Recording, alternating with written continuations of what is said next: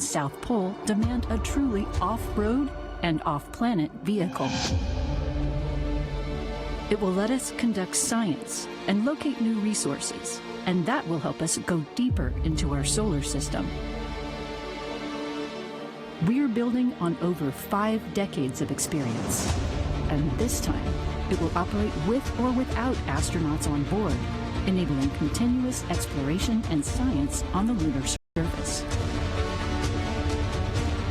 We're sending a robust vehicle that can stand up to the challenges of the moon's south pole, for new discoveries, for places never explored, for the benefit of all.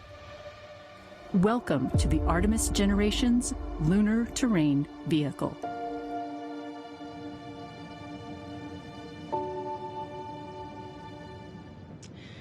Good afternoon and welcome to NASA's Johnson Space Center here in Houston, Texas. I'm Victoria Ugaldi.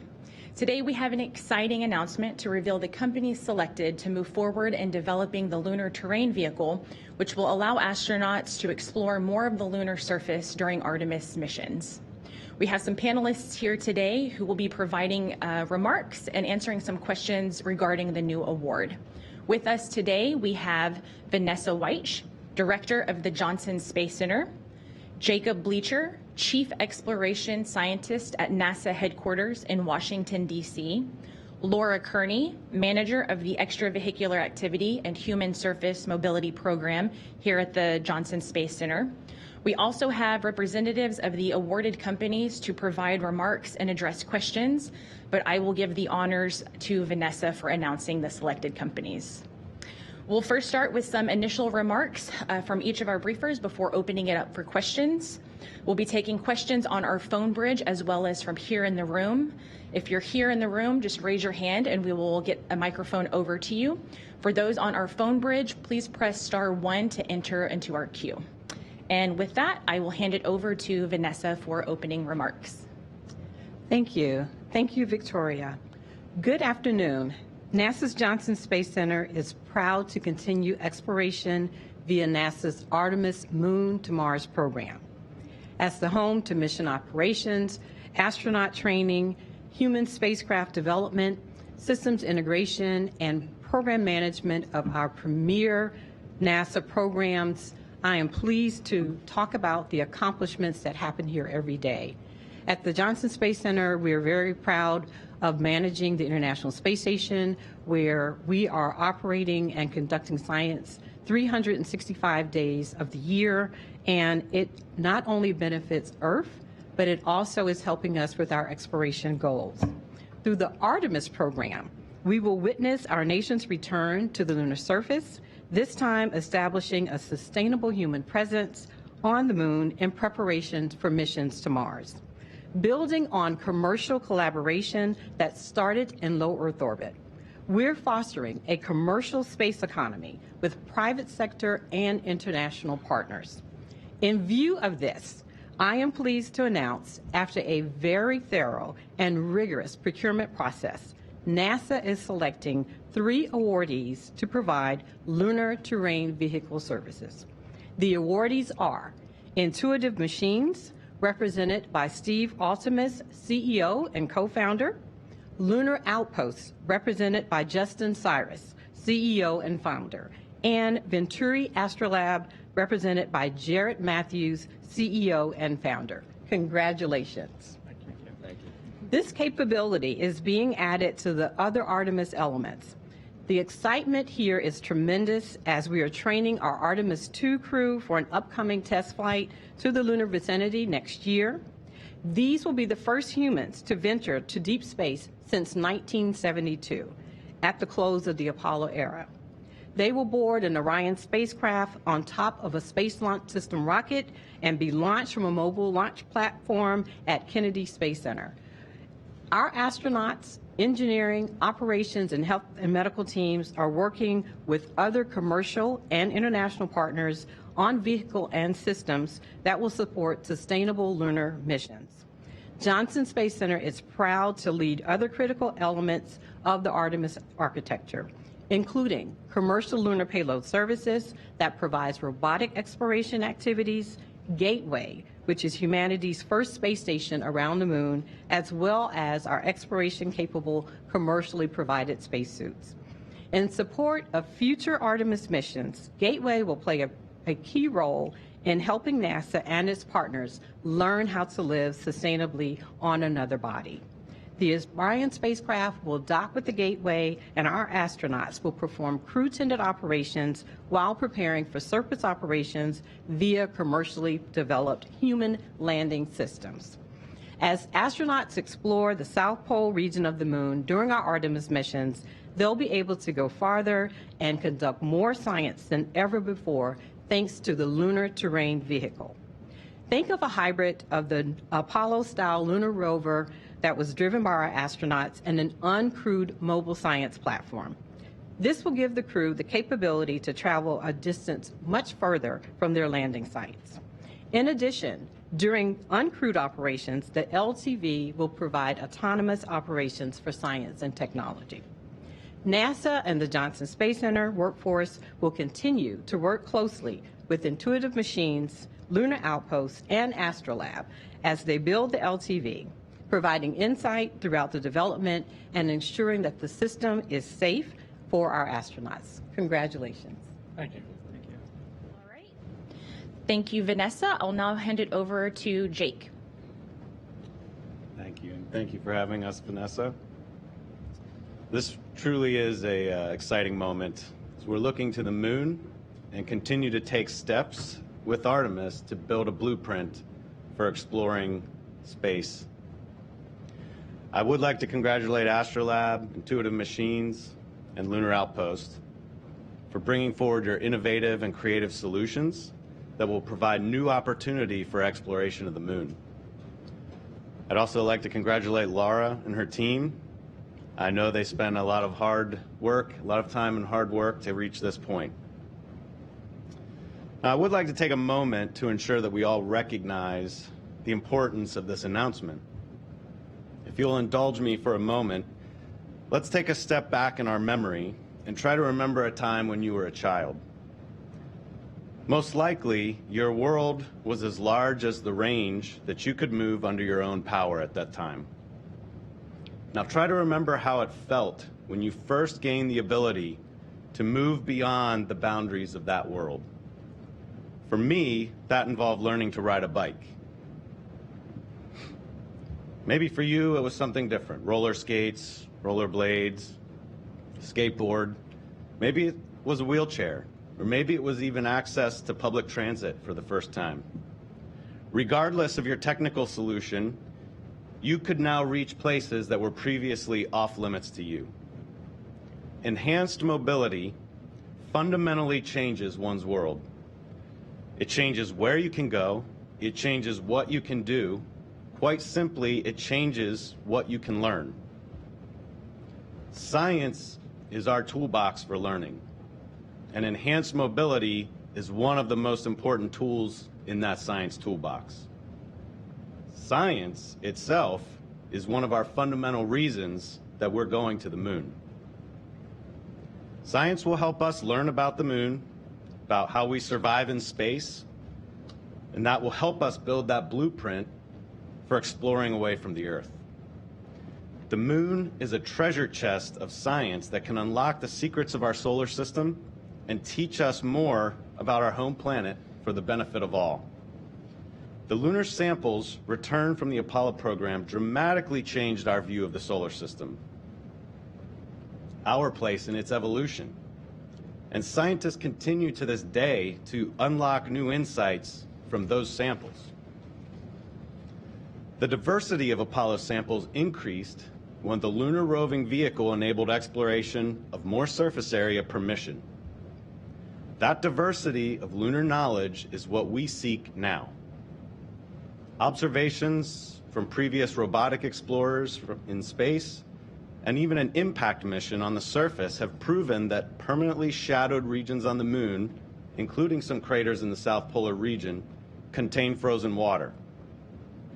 Yet we are only scratching the surface of knowledge that the moon has to offer us.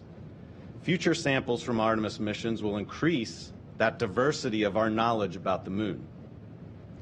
The discovery of water on the moon holds promise for both science and human exploration. NASA wants to understand how much water exists below the surface and whether or not we can access it.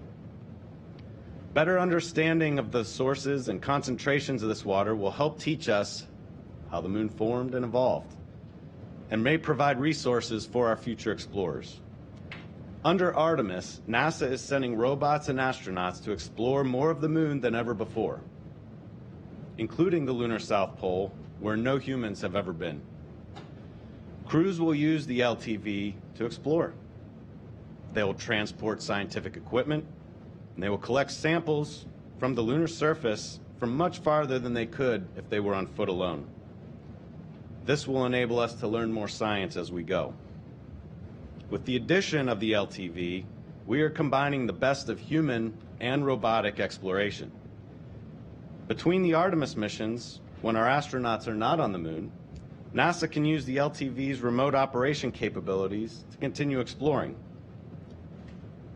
It means also that we'll be able to operate the LTV to meet our crew when they arrive on the surface.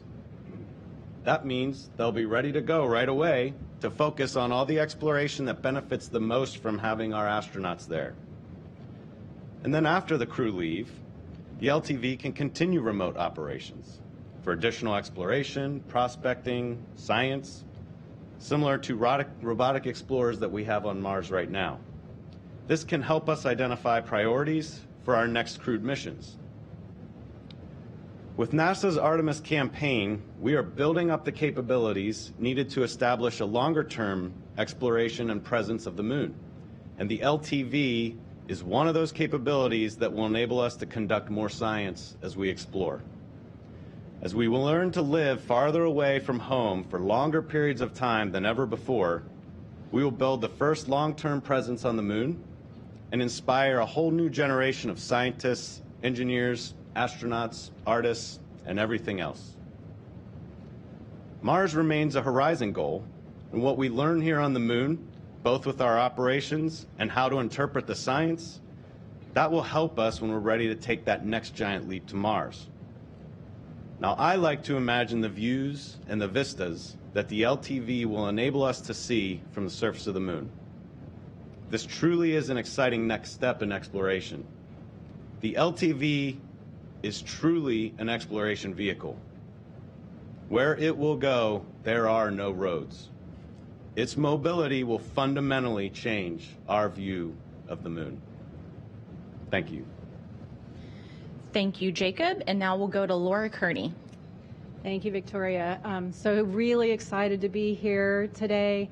As was mentioned, our NASA team has been working really hard to get to this point. Started a couple of years back. It took us a little while to really understand the requirements for this vehicle and what it meant to ask a vehicle to operate on the moon in the lunar South Pole region, full-time, 24/7, 365 for up to 10 years. So we wanted to make sure we were really getting the requirements set right when we put this request for proposal out. We also wanted to make sure we truly understood our acquisition strategy. As was mentioned, we want to make sure we are pushing the commercial industry forward and making sure we are establishing a robust lunar economy on the moon. So it took us a little while to make sure we understood what that requirement set was. Once we got the RFP out, our procurement team really kicked in, and they have worked really hard for the last year maintaining the schedule so that we could be here where we are today. So I am really excited to have the three gentlemen sitting here to my left. We've been waiting to this point where we can start engaging them as a program going forward. So a little bit about the EVA and Human Surface Mobility Program. We are charged with delivering and integrating the EVA spacesuits that will be used to walk on the lunar surface, the LTV that we are here to award today, and the pressurized rover. Together, these three elements will provide the first surface elements for the astronauts in the early Artemis missions. So we have a responsibility not only to deliver these elements on cost and on schedule, but to make sure they are integrated well and meeting all of the objectives of the Artemis enterprise as well as of our science community. So again, we're very excited now that we have these companies and these teams on board, we can better understand what their designs are and how they integrate into the infrastructure that we are charged to support for the Artemis enterprise. A bit about the structure of the contract. It is what we call a service contract. So we have asked these companies not only to design, develop, and deliver a lunar terrain vehicle, but to also get that vehicle to the moon. So as part of their proposals, they propose not only the design of the LTV, but also how they launch it and how they will land it on the lunar surface. Each of their contracts will include that full scope, but they are not actually authorized to do the work until we have put a task order in place. And so by doing this, we will have competitive task orders throughout the life of the contract that ensures we maintain robust competition, we continue to get innovation, and we get the best value for the government and long-term commercial economy. So how we do that at the beginning is we have what we call a feasibility phase. It's a task order that each of these companies will get. It's about 12 months, in duration, and leads up to the preliminary design review. And so during that time, our NASA teams will be working with them to understand what their designs look like, iterating with them on where we can make improvements, and understanding how they incorporate into our overall lunar architecture. Once we get past that point, we will have a follow-on subsequent competitive request for proposal go out. They will then compete for what we call a demonstration task order. That demonstration allows them to finish the development, get the LTV to the moon, and demonstrate it on the surface prior to the arrival of the Artemis 5 crew. We anticipate only being able to award that demonstration task order to one of these companies. Once that demonstration is complete, we'll then move on to what we call service task orders, and that will be an annual cadence where we will work with our Artemis enterprise customers as well as our science customers, and on an annual basis, we will award a service contract for them to provide both crewed and uncrewed services throughout the remaining life of the contract. So again, we are really, really excited. Our congratulations to the 3 companies from our team. We are looking forward to jumping in with you guys and certainly making LTV a big success. Thank you, Laura. We will now hear remarks from each of the selected companies in alphabetical order, starting with Steve Altemus of Intuitive Machines. Steve? Thank you very much. Welcome, everybody. I'm so excited to be here and receive this award on behalf of our Moon Racer team, which is the reusable, let me write this down here. It's the Reusable Autonomous Crewed Exploration Rover Team. Our team is made up of AVL, Boeing, Michelin, Northrop Grumman, with Intuitive Machines as a prime. So we're very excited. I remember about a month ago, I was in this room in a press conference celebrating a successful soft landing on the moon. And this next step, this LTV award, is just an exciting next step to put the most critical piece, or the first critical piece of infrastructure on the surface. We're going to need this world-class team to do that because, as you saw in the video, the environment on the moon is harsh. You know, we have 500-degree temperature swings. The South Pole region is rocky and craggy and shadowed.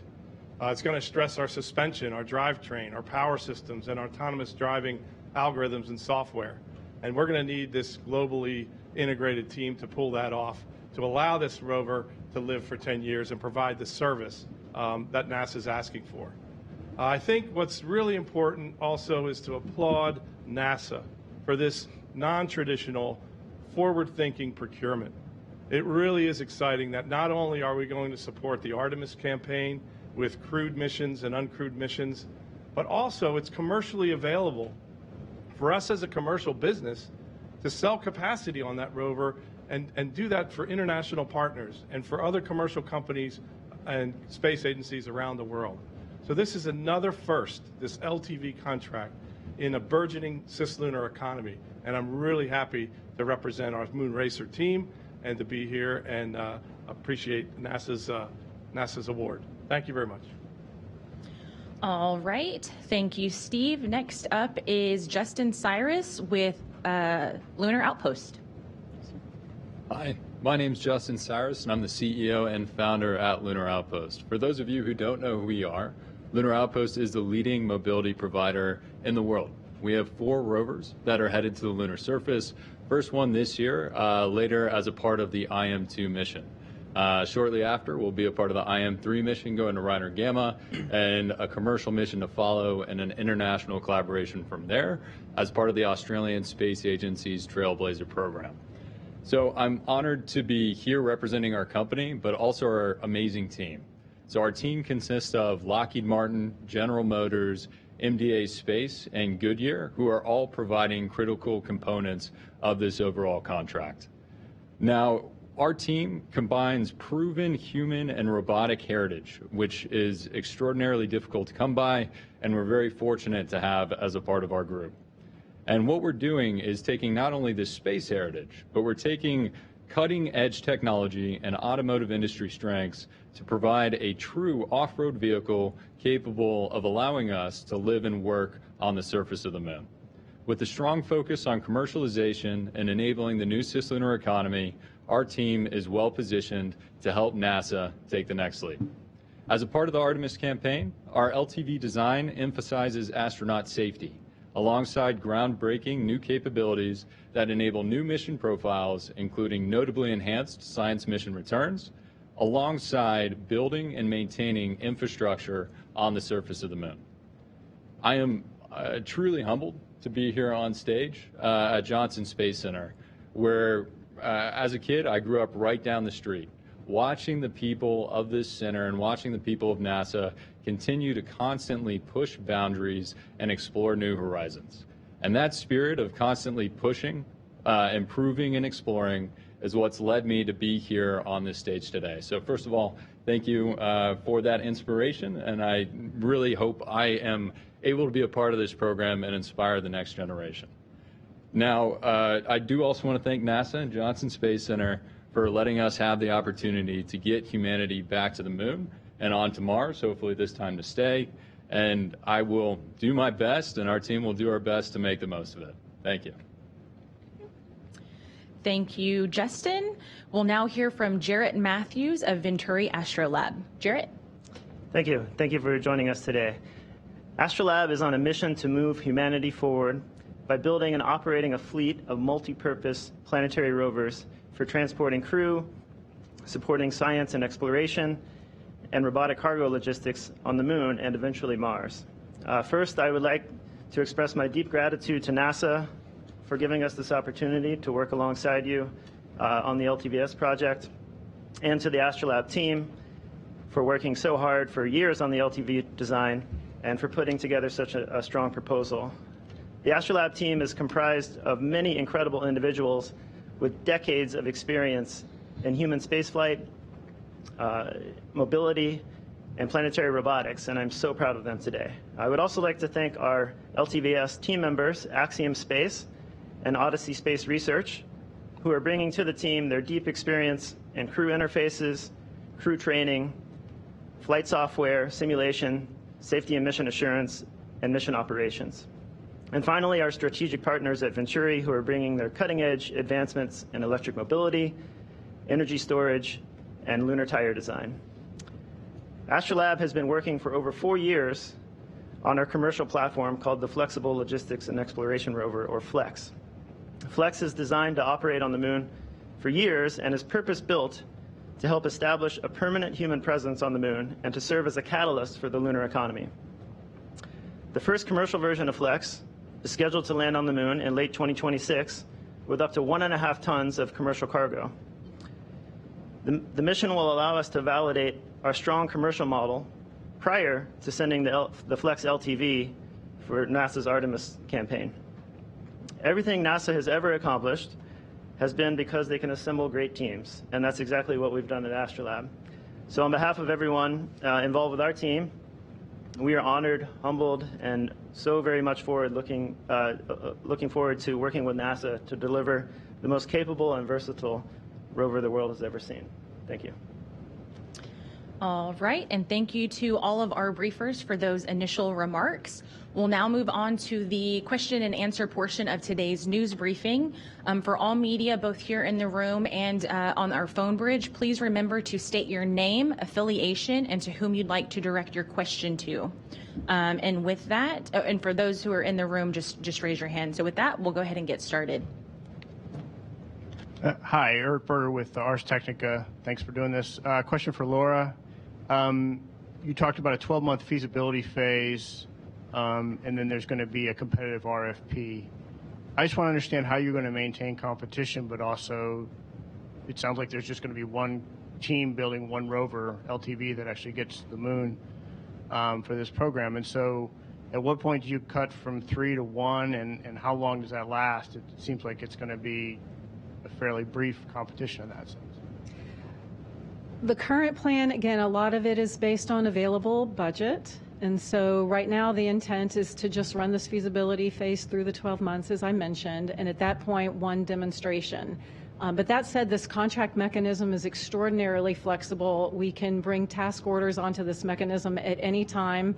So depending if another use comes in, we can certainly turn on another task order for another development or service effort.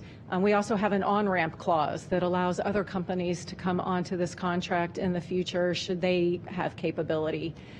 So really it is a matter of objectives, requirements. If we have customers that come with additional funding, we have a contract mechanism that will allow companies to continue to compete for future demonstrations and service periods. Okay, thank you for that question. And just as a reminder for those on our phone bridge, please press 1 to enter into our queue. And if you found that your question has already been answered, please press star 2 to withdraw it at any time. And with that, we'll take another question here in the room. Oh, thank you. Mark Carreau with Aviation Week and Space Technology. I have a few technical questions. And I don't know whether you've specified this yet, but if you could explain how these guys are supposed to be powered, what their range could be, and then maybe you could just describe the kind of environment at the lunar South Pole that these will be experiencing in terms of thermal and maybe radiation and other major factors. Thank you.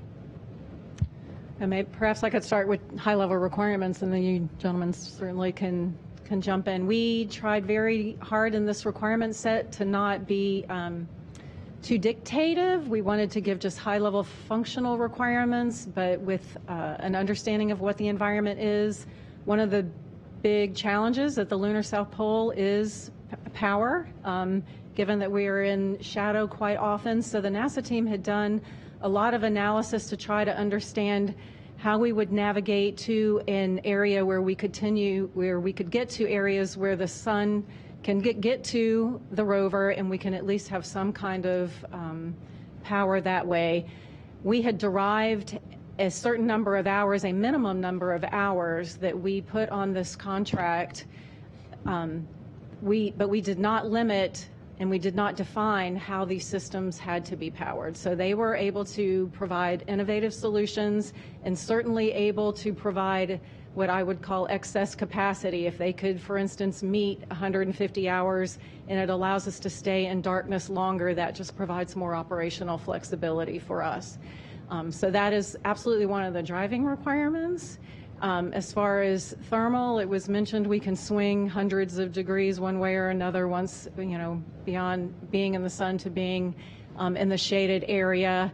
Radiation is a big one, to be able to keep electronics alive in that environment. We have asked the companies to meet a 10-year operating life. We did not define how they needed to do that. I use polar examples just to prove a point. They could, for instance, come in and say, I'm going to deliver one rover, it's going to last 10 years, or I'm going to deliver 10 rovers that only last 1 year. And that way they have the trade space to say, maybe I can fly COTS electronics, but I'm going to have to replace them once a year. Or I have to be extraordinarily robust because I'm going to last 10 years. Those are bounding cases. None of them proposed either of those. But But we wanted to be able to give them, again, these high-level requirements, and then they could innovate on how they wanted to solve those problems. I'm happy to hop in. So our company and our team more broadly has some pretty cool technology around this. It's a big part of what we're actually figuring out over the course of our first 4 rover missions to the lunar surface, basically how to squeeze every last watt of power out of these battery systems and conserve that energy for as long as we can. So on our first rover mission, we're just lasting the lunar day, which is a much easier challenge to solve than what we're doing here as a part of LTVS. Second rover mission, all right, now you can start looking at potentially lasting a couple lunar nights. By the time you get to the third and fourth rover missions, then we're looking at operating months at a time, all the way up to years at a time, depending on how those technologies are tested. Another member of our team that we're extraordinarily excited to have is GM. So that's something that they are providing as a part of this overall LTVS program, is their new battery technology that comes with much higher energy density that can survive the extremes of the lunar surface. Of course, with a little bit of modification, but it's truly amazing energy storage technology that we're very proud to be bringing into the Artemis program. So our team over at GM will be providing our battery technology, and then Lockheed Martin and Lunar Outpost will basically be figuring out how to make the most of that technology moving forward, so we can not only survive the lunar night, but truly operate for many years at a time during the lunar day and lunar night. All right, thank you. Before we go to our phone bridge, we'll take one more question here in the room. Hi, Beverly Casillas for Space Scout. And I guess this one's also for Laura. What kinds of knowledge and resources is NASA sharing with these providers to kind of help accelerate the development of their concepts? We've seen, like with XEVAs, NASA provided things like the XEMU data, as well as resources like the Argo system to help with testing in the gravity environment. Could you provide any information about what kind of resources EHP is providing? Thank you. Yes, we are using a very similar model to what we had on, we call it XEVAS, it's the EVA acquisition. We've had a lunar LTV team working within our engineering directorate here at Johnson Space Center for quite some time, building prototypes, understanding requirements, trying to get an idea of what these systems might look like. And we make all of that data available to these companies in a technical library for them to use and learn from and leverage from. So all that data is available. As we execute this contract, we will have a NASA, what we call Insight team, which will work side by side with these companies, again, providing lessons learned and information back and forth. And then also similar to our EVA contract, we will utilize what we call government task agreements. And so as part of their proposals, they actually provided, we gave them information on what kinds of assets, whether it be a testing facility, materials, certain knowledge that we have here at the Johnson Space Center, and actually all centers across the agency. We made that available to them so that they could then propose back to us where they would like to use those capabilities as part of their overall proposal. So certainly Johnson Space Center here has a lot of facility capability, zero gravity or lunar gravity offloading systems that we anticipate them to use. We have some virtual simulation capabilities we anticipate them to use. And then of course, this is where we will be bringing the spacesuits in and integrating the human element along with our crews and our engineering test subjects. And so all that capability is being made available to them as they go through the development process. Yeah, I'd answer that too. For Intuitive Machines in our team, we've made extensive use of the GTA process that NASA offered across multiple centers, and whether that's Ames Research Center for autonomous driving, path planning, they have some great algorithms that do that, and whether it's Goddard Space Flight Center for communications, or whether it's Johnson Space Center for the Argos gravity offload system. So there's quite a bit of capability in the agency which we plan to leverage. That was part of our proposal and priced accordingly. So this is really going to be a government and private sector partnership that builds this LTV and delivers it to the surface. We've actually been testing our lunar tire prototype here at Johnson Space Center for the last year, as well as at NASA Glenn through the NASA Announcement of Collaborative Opportunity program. So separate from LTV, but that technology is going to be applied to LTV. All right, thank you. And just as a reminder, if you are online on our phone bridge, please press *1 to enter into the queue to ask your question. And with that, we will go to Jeff Faust with Space News. Good afternoon. A couple of quick questions for Lara Kearney. What is the dollar value of these initial task orders the three companies are getting? And then also, how many proposals did NASA receive for the solicitation? Thanks. I think I am probably going to have to pass on both of those since we are technically still in a blackout period with these companies. So once that blackout period is over and source selection statements are released, I think that some of that information at least will be available to you. All right, thank you, Laura. We'll take another question on our phone bridge. Kenneth Chang with the New York Times. Hi, thank you.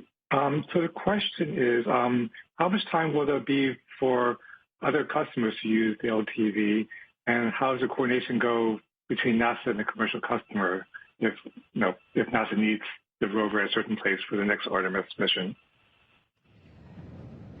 So we thought about that a lot, actually, and how we developed this RFP. We had to really strategize on different models for how we might establish those agreements.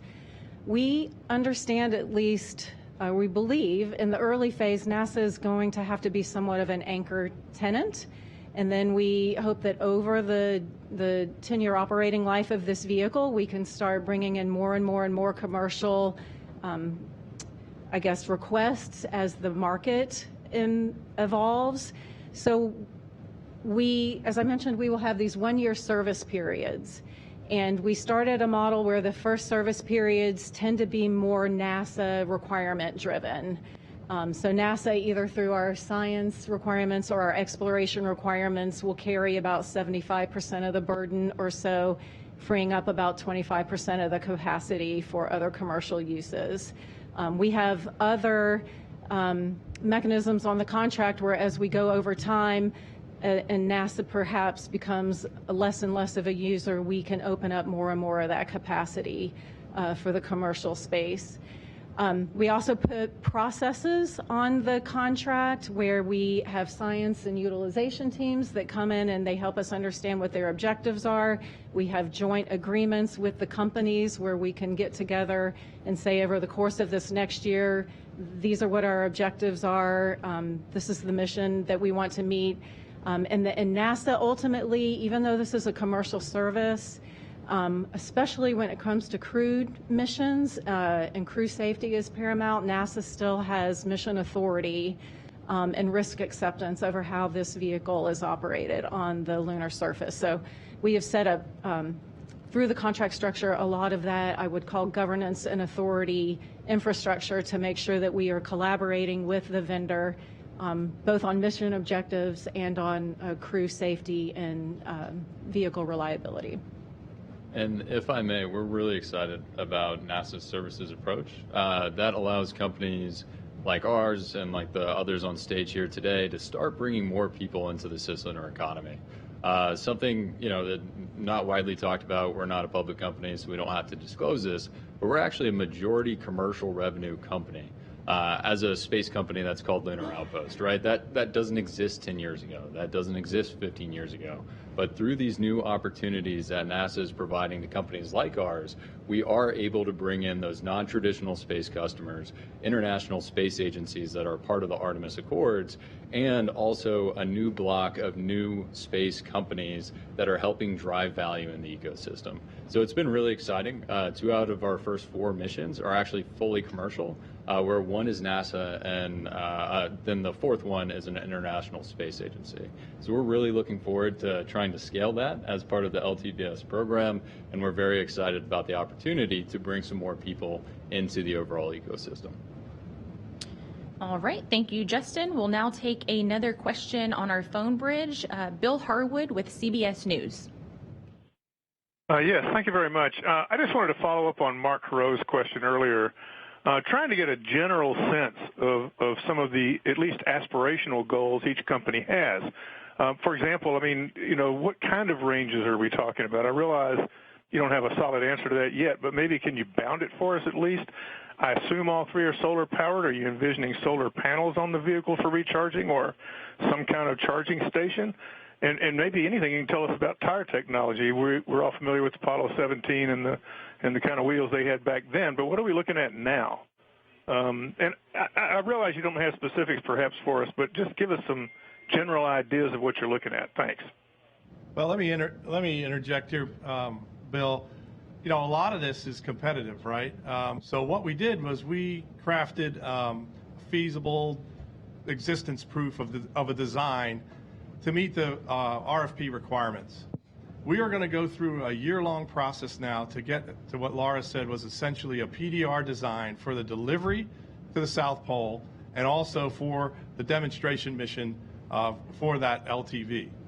There's a number of the subsystems that we've put in as the initial design that will be traded over that 12-month period that will give us a better understanding of things like survive the night, operate during the night, how effective solar arrays are versus fuel cells, what the drivetrain needs to look like, what the battery life extensions are, what the suspension needs to be, and tires in particular. We've brought Michelin on board, who's done extensive work on lunar tires with the Glenn Research Center, and so that research has been going on for years.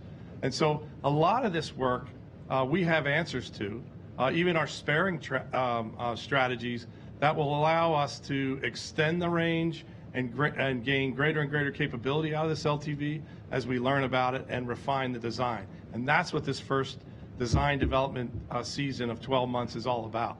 So I don't want to give you specific numbers because we will work as hard as we can to exceed the requirements that the government has asked us to do. Because it's in our best interest as a commercial business to have more capability to provide to commercial and international partners. Yeah, I mean, as Steve said, it's a competition, so holding the numbers a little bit close, but I can say Goodyear Tire Technology, absolutely awesome. I'm really excited to see how they can bring some of the technology that we're using as a part of LTVS back down here to Earth. I want a set of those tires for my own off-road vehicle, but hopefully you'll see some cool pictures. And I do think we have them in our render as well, so happy to share that publicly. But the tire technology truly is a step forward for exploring other planetary bodies. Yeah, and I'll just say at Astrolab, we're a very hardware-rich, iterative design approach kind of company, and we built a full-scale, fully functional terrestrial prototype over 2 years ago now and have been doing thousands of hours of testing in the field with it. We frequently take it out to the Death Valley area in California, and that has allowed us to stress the hardware and actually try out our tire prototypes in the real-world environment as well as in our environmental chambers that we have at our company. And so our tire technology has actually already been in thermal vacuum chambers. It's currently on an endurance test rig at NASA Glenn. And so we're coming into this with a lot of experience already with the technologies we're planning to apply here. Like my colleagues here, or the others on the stage here, we intend to exceed NASA's requirements. I can tell you, some of those requirements are that it travel 15 kilometers an hour, that it be able to traverse 20 kilometers in a charge, and be able to support a full 8-hour EVA. So all those are the base level requirements, and again, it's our intention to exceed those by quite a lot in most instances. All right, thank you, Jarrett. We'll now take another question here in the room. Hi, this is Eric Berger again. Question for either Jacob or Laura. I just want to get a sense from you of whether you think the commercial space industry is ready to step up to this challenge. I mean, the initial lunar rovers, from Apollo lasted for a few days, and now you're asking for something to last for 10 years in a very harsh environment, harsher than where the Apollo missions were. And so it's like a huge kind of a quantum step. And so first question is just give me a little bit of philosophy about why you think that sort of the industry is ready to take that step. And secondly, I just want to confirm this is planned to be landed prior to the third human landing on the moon, probably Artemis 5, but it's just be for the third human mission. Is that right? So I'll answer the second part. So again, under this contract, they have proposed their own mechanism for landing on the moon. So it is not really tied to the Artemis human missions. Our objective and our plan is to have an LTV on the surface prior to the Artemis 5 crew arrival. If they can get there earlier, we'll take it earlier. If it's there for the Artemis 4 crew, all the better. And certainly as soon as it's on the surface, it can start doing unmanned teleoperated science. So again, we're not fundamentally linked and tied to a specific Artemis mission necessarily. As far as whether they're up to the challenge, again, I mentioned we spent quite a bit of time gathering industry data through requests for information, trying to understand where we thought the state of the art was, what their capabilities were. I know we're asking a lot of these companies, but I think as you hear these gentlemen talk, I think they're up to the challenge, and we are certainly here to help them be successful. Yeah, Eric, I would add a comment to that in terms of a burgeoning cislunar economy or commercial economy. You know, if you dovetail this with the commercial lunar payload service contract, we now are set for an annual cadence of mission deliveries to the surface of the moon. We've had our first successful mission. We'll have another one this year and another one early next year probably. That sets up for that delivery. And building off of the core of that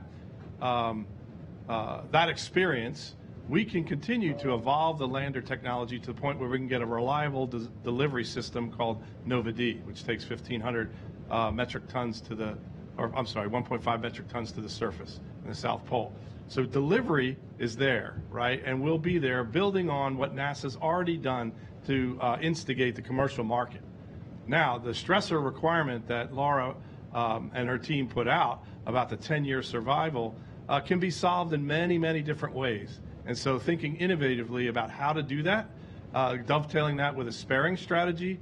Now, if you have a regular cadence of missions, you already have a commercialization plan where we're seeking commercial business to augment what the government anchor tenant is. And then you say, on top of that, I can deliver spares, I can deliver additional rovers, whatever it needs to survive that 10-year requirement. Versus, do I have to invent something brand new where every component, including bearings and suspension and batteries, survives 10 years? So some of that thinking's gone in and you just haven't seen in the proposals.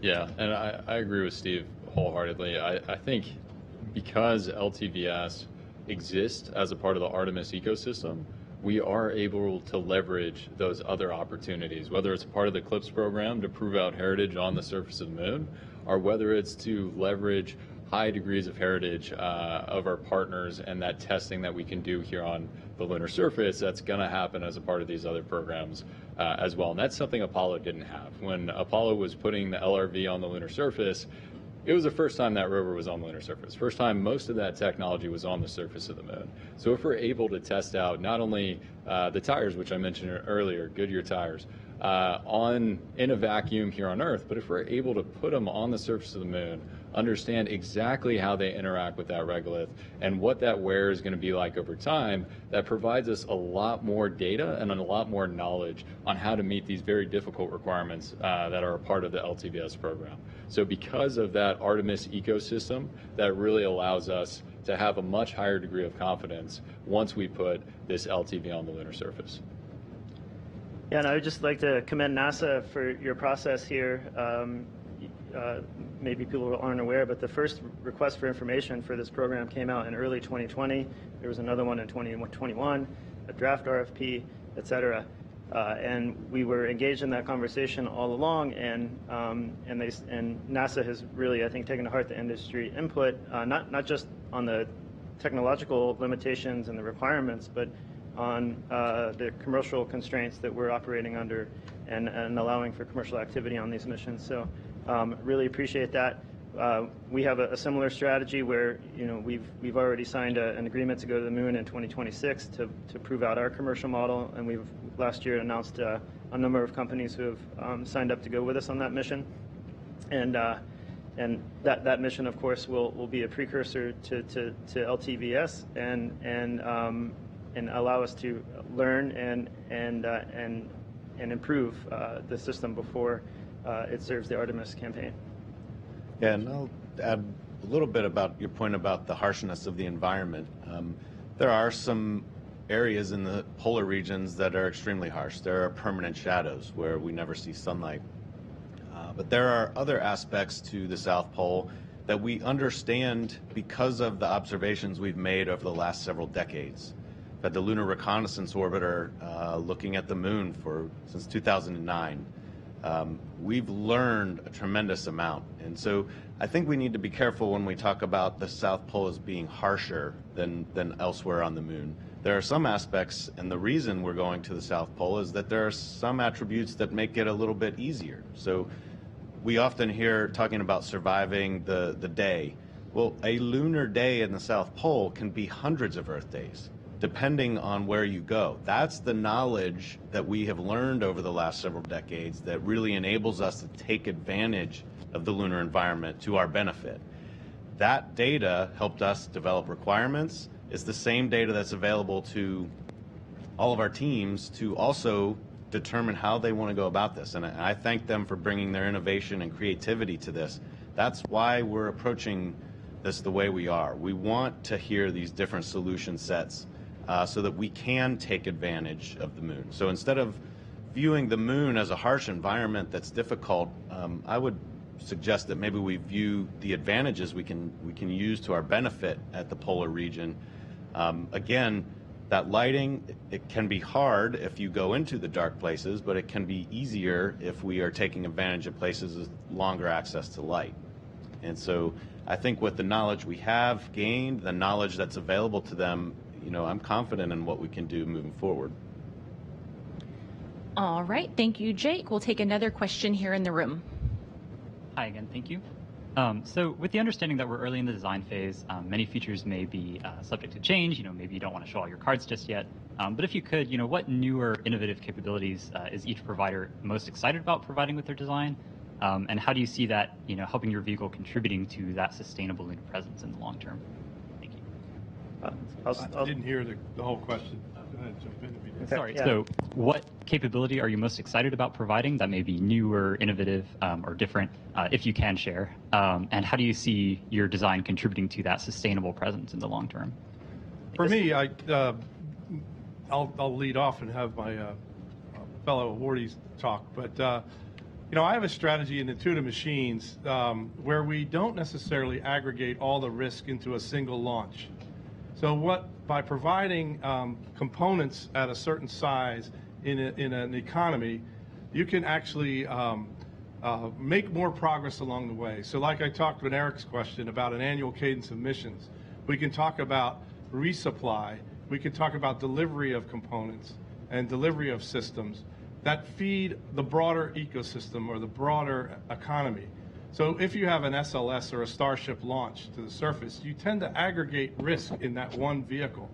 In this case, what we do is build a cargo variant, like your regional delivery in aircraft or your Amazon regional vans that deliver packages to your house. A tractor trailer doesn't pull up to your house and deliver your package.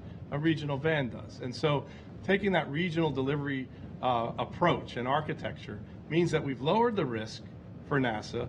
We've lowered the cost of access to the lunar surface, and we've actually allowed more participants in the lunar economy, and that's what I'm most proud of.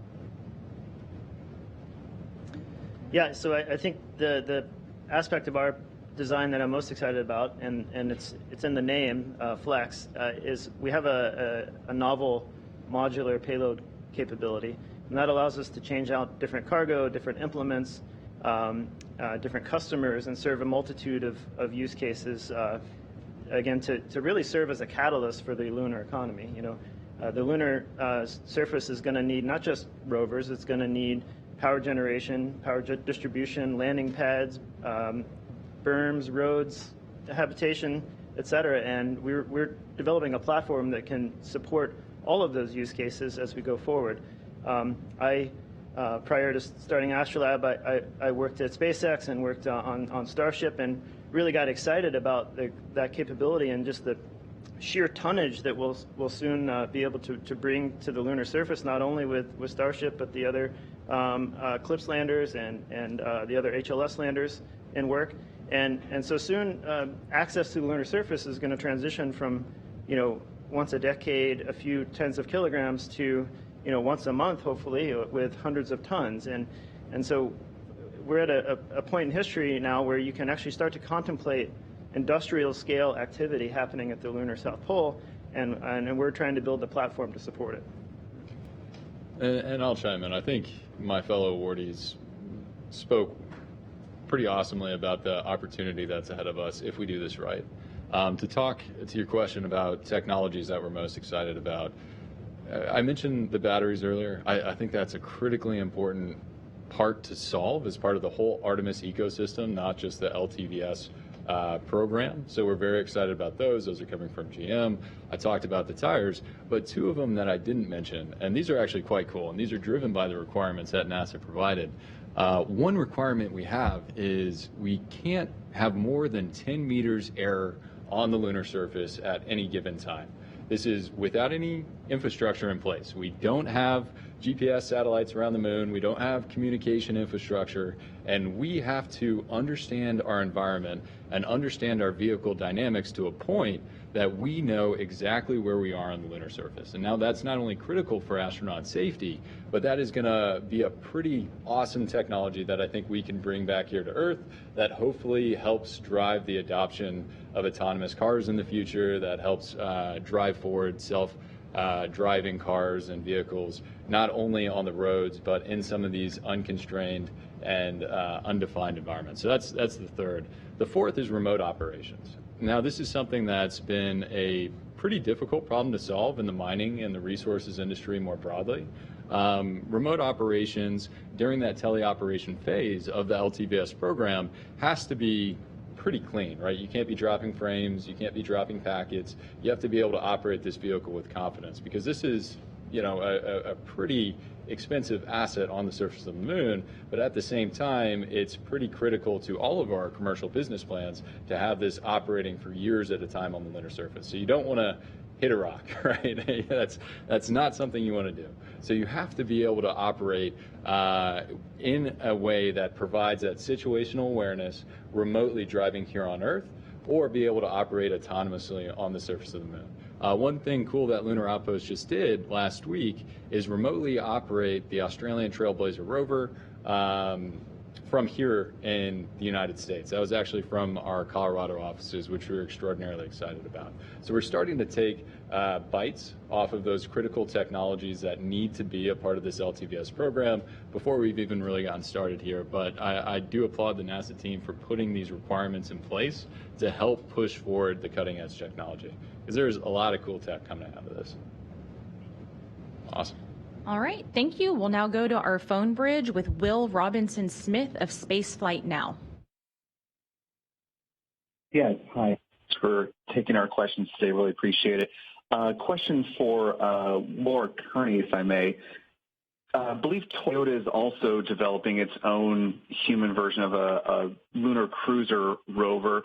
So I was curious, was that factored into the award decision today, or is that operating on a completely separate contract that'll eventually weave into the Artemis program down the road, so to speak? Thanks. Yeah, I believe you broke up just a bit at the beginning. I believe you asked about Toyota and the lunar cruiser. Is that what I heard you say? It was, yes. Okay. Yes, again, kind of back to where I started again, we have within the scope of my program both this unpressurized rover, which the LTV is, and the pressurized rover. And the lunar cruiser that you see, if you go Google it on the internet here with Toyota, is a pressurized vehicle. Both of those assets we are managing within my program. The idea is that they work together as a part of, again, a lunar system to support the crew. Where the LTV is unpressurized, it will likely be more limited in its range. A pressurized rover, when it comes along with the life support, will be able to extend the crew's range even farther away from a lander. So our concept is that the unpressurized LTV and the pressurized vehicle work together in some type of operational concept to support the crews and the scientific missions. I'm probably going to leave it at that. I would just mention we do have an announcement about a week from now related to the pressurized rover. So we'll be able to talk to you a little bit more about that in about a week or so. All right, thank you. We'll take our next question from Marcia Smith with spacepolicyonline.com. Thanks so much for taking my question. It's for Laura. The press release says that the combined maximum potential value of this is $4.6 billion. Could you talk about the time frame that covers? Is that between now and 2029 when you expect Artemis 5 to land? Because that's sort of like when you're thinking of the first one will land. And how much of that is for this initial 1 year part of the effort? Yes, so the life of the contract, I'm gonna quote it, and I'm hoping I'm gonna get it right. I'm gonna look right at my source board chair, but so we set it's quite a long contract. It's up to 15 years, and it is based on a 5-year development plus the 10-year operating phase that we've been talking about. So that contract value number that you see covers the entire contract scope over 15 years. And don't confuse contract value necessarily with budget. It's just a number that is on this contract that we are authorized to put these task orders out up to as objectives come on, and we want potentially to bring new task orders onto this contract. So the feasibility phase that is up front is only a small fraction, I would say, of the overall cost. It's again, all of these companies have prototypes that they already have in place and that they're working. The first feasibility phase is really about, paper products and making sure we can get to a place where NASA can understand how well they are meeting our requirements. So the first phase is really not a significant overall piece of that cost. The demonstration phase is quite a big chunk, and then of course, 10 years of operating services as well. So I think hopefully that answered your question. All right, thank you, Laura. We'll now go to Jim Siegel with Florida Media Now. Hi, everybody. Thanks for taking my question.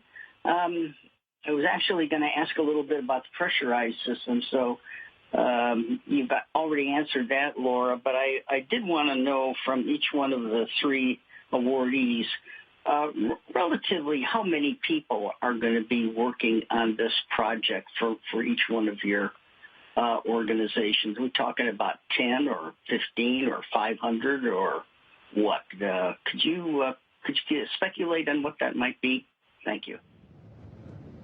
Well, I would say this first phase is significantly limited, as Lara indicated, where it's really a feasibility of design and design maturation to preliminary design review. And so the way we strategized about that, we are certainly going to use all the team members to bring their talents to bear.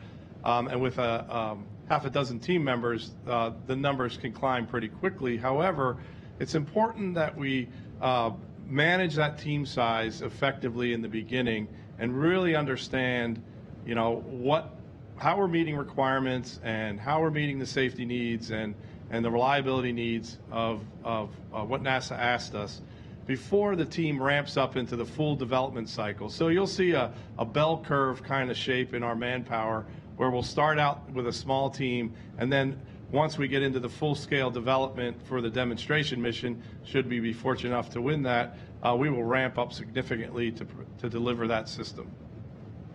Awesome. Yeah, happy to chime in. So our company, about 85 folks. We have 100 that we're going to be at the end of next quarter. But I will say we have the benefit of having truly amazing partners in Lockheed Martin, General Motors, Goodyear, MDA Space, and each one of those companies is a multi-billion-dollar company that can throw serious resources at this. I will say, although our team is 85 people, we're 85 people that focus solely on mobility, robotic systems for space and extreme environments. So we're throwing our entire team at this, everything we have, and we will be bringing on more A+ talent. So just a quick plug, if you want a job, shoot us your resume. We're always looking for really awesome people here in Houston and also in Denver, Colorado. Yeah, we're a similar scale to Lunar Outpost, and of course we also have partners as well, Axiom Space and Odyssey Space Research. So, in aggregate, there'll be certainly in excess of 100 in the first year working on this.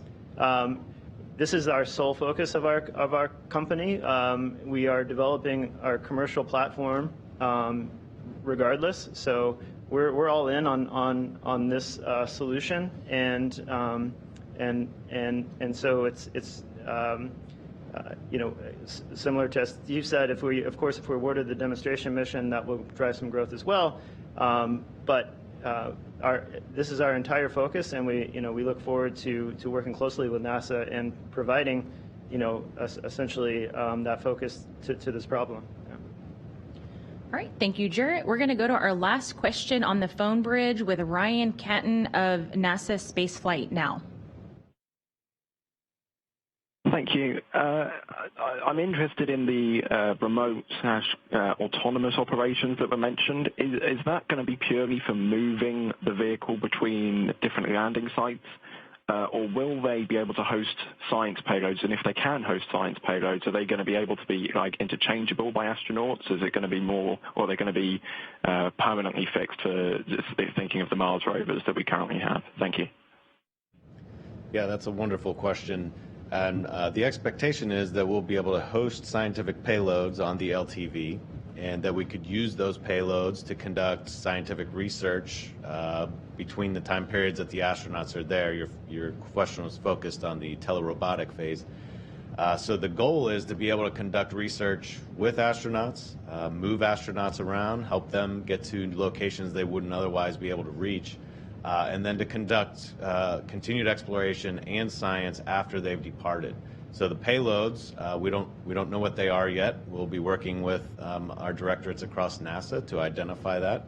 But the rovers themselves, and anybody else can chime in here, are likely to have a suite of sensors to help with a lot of that telerobotic activity. So they really will be exploring. And that really goes hand in hand with science. It's collecting knowledge. It's learning about the environment.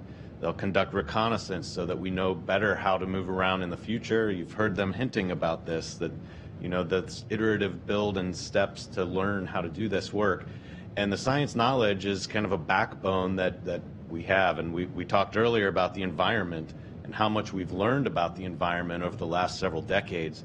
And this is just a continuation of that effort to continue learning. And the capabilities that we've requested for the vehicles are to be able to host those payloads and support the astronauts when they're there. Yeah, with our terrestrial prototype, we've actually also built a 2.5 meter long 6 degree of freedom robotic arm with a modular end effector. And that's allowed us over the last couple of years to practice doing science operations, deploying instruments, collecting samples, deploying infrastructure. And we do that routinely. We do it remotely as well, operating from our Mission Control Center in Hawthorne, California. And so we're already on that path to really get the most out of these vehicles in order to enhance the science return of the Artemis campaign. Yeah. Oh, you gonna go soon? All right, happy to jump in. I think obviously the coolest thing about the LTVS program is its contribution to the broader Artemis campaign, providing mobility for astronauts on the lunar surface, and that's number one. What's really exciting, though, is there are multiple other goals and objectives that we can solve with this platform, with this LTV, that are incredibly important to the sustainability of the new cislunar economy, whether it's building infrastructure on the moon, whether it's prospecting and sampling resources, or whether it's performing these enhanced science mission objectives that the NASA folks were just talking about. It really is a truly capable vehicle, and I'm really excited to see what this vehicle is going to do on the lunar surface. All right, thank you so much. That is all the time we have for today. Thank you once again to all of our briefers for their time, and congratulations again to Intuitive Machines, Lunar Outpost, and Astrolab. We do hope that you will continue to follow along with NASA's Artemis campaign at nasa.gov/Artemis. That will wrap up today's briefing. We'll see you next time.